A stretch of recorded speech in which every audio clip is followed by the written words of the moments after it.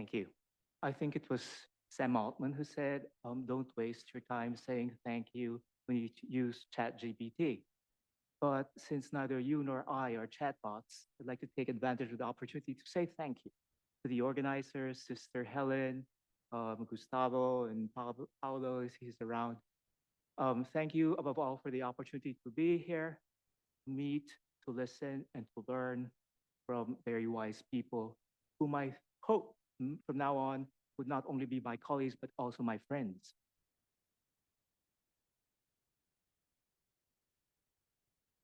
Okay. Yes. I'd like to start with this quote from our dear Saint Pope Francis. Intelligent machines may perform the tasks assigned to them with ever greater efficiency. But the purpose and the meaning of their operation will continue to be determined or enabled by human beings possessed of their own universe of values. Whether AI will be used for good depends on us. It depends on our values. Oftentimes, AI is referred to as if it were an alien intelligent species. I think it's more exact to refer to AI as a mirror that reflects at the same time as it distorts an image. And this reminds us of the story of Narcissus, who saw his reflection in the pond, fell in love with it, and eventually drowned. The problem wasn't the pond. The problem wasn't the reflection. The problem was Narcissus' vanity. And that's what killed him. The problem isn't AI. The problem is human hubris.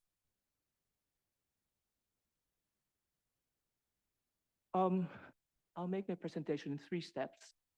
First, sort of frame the problem from a business ethics perspective. Next, offer an analysis.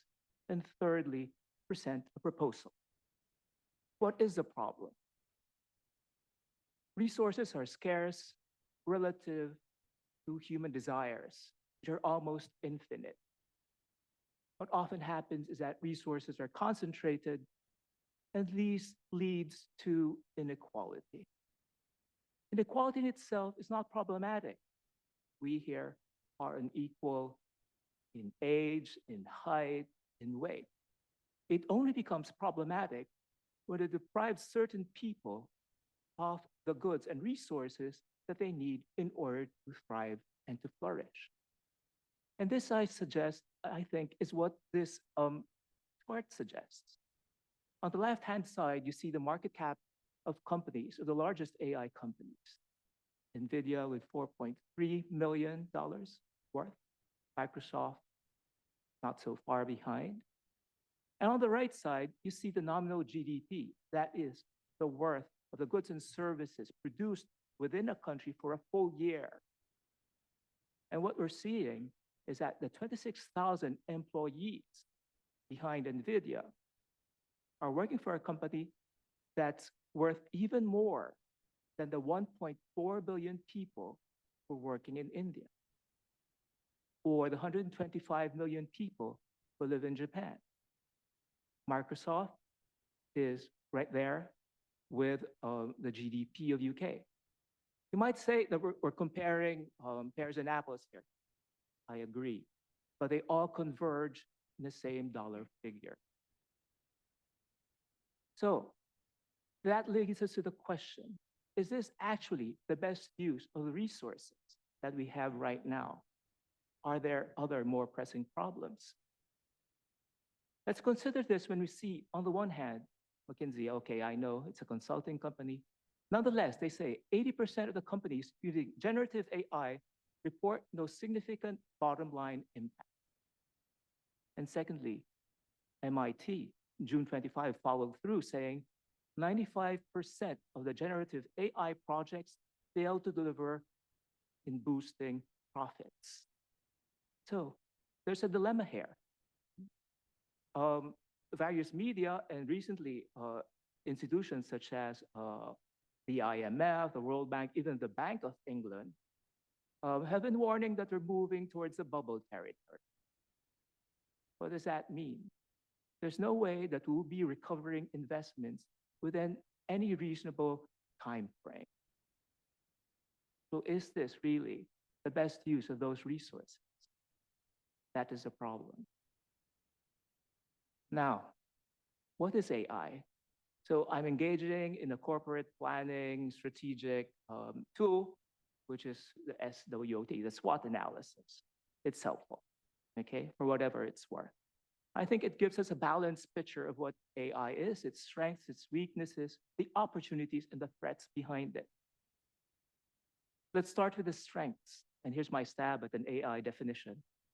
AI is a machine that performs human cognitive tasks mechanically, that is, not humanly. It may produce the same outcome, the same result, but through a different method or process, through an entirely different path. Okay? For Aristotelians out there, I suggest it's a new form of efficient cost in transforming one thing into another. Just recently, Apple came up with earpods that are able to translate on the fly. So if I were to travel to Shanghai, for instance, I would be able to understand the taxi driver, my waiters, etc. That's fine. But if I were to live in Shanghai, probably it's worth my while to actually learn Chinese the old-fashioned way. Because it's not only understanding Chinese, it's understanding the Chinese. It's understanding their culture, being able to relate to them in a human fashion. What are the weaknesses? AI's main weakness is that it is non-human. It is unable to take responsibility for its results or for its outcomes. One of the main uses of AI nowadays is for companionship, And this covers a whole range from probably party tricks to therapy. And what we've seen is, for instance, it has led people to self-harm, taking their own lives, even killing other people based on the orders of AI.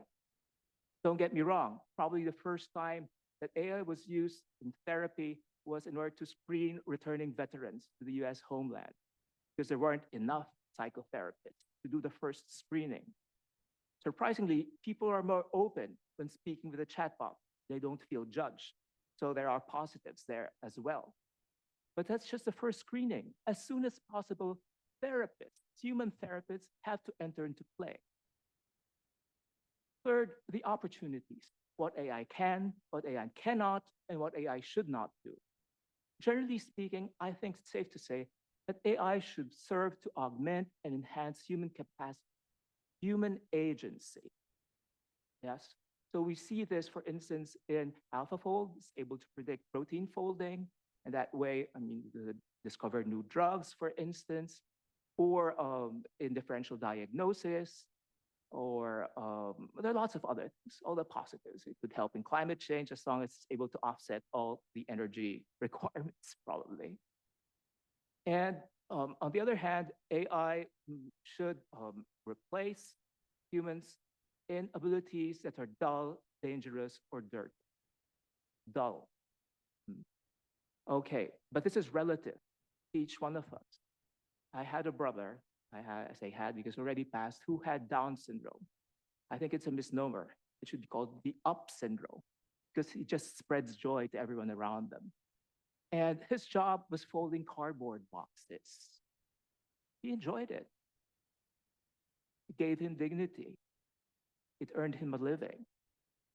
If you are a Manhattan financier and you live in Midtown, probably you don't need, you'd rather go to self-checkout counter.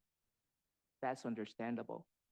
But if you were a senior living in a community, perhaps talking to the person at checkout counter is your only human contact during the day or even during the week. So what I'm saying is that what's dull or dangerous or dirty depends on the context. Dangerous and dirty, bomb diffuse. AI does not leave widows, nor widowers, nor orphans. I'm all for that. And the threat. I'm sure you've heard the story of people who, following the GPS systems, they drove right straight into a dam, right? And that's a problem. That's a problem because of the automation bias. But AI does not only refer to mechanical skills such as driving, but we're offloading cognitive tasks, which come very close to our essence as human beings. It dehumanizes us. It facilitates the loss of our humanity. Um, the majority of us are in education. And what is the main motive that educational institutions are forcing, literally forcing, obliging their faculty to use AI? Fear of missing out, because AI models are available on the cheap, offered by all of these AI companies, even against evidence that's stacking up against positive benefits of AI for learning, for the learning outcomes. Besides, time is up. Okay, my proposal, a human-centered and virtue-focused AI. AI is an ambivalent force. We could use it both to communicate truths, digital missionaries, or to communicate misinformation. Their values vary conflicts in AI. Privacy means control over personally identifiable information. Transparency means giving up control over that personal identifiable information. For the same reasons, I think only virtue ethics is able to capture that nuance, because AI is domain relative, it's task relative, and it's skill level of the agent or user relative. Lastly, a quote from Pope Leo: AI can and should be a great help in improving medical care, but nothing can take the place of the doctor, because you are, as Pope Benedict said, reserves of love who bring serenity and hope to suffering. The algorithm cannot substitute a gesture of closeness or a word of consolation. Let's use AI to prop up our own agency and to diminish as much as possible inequality. Thank you.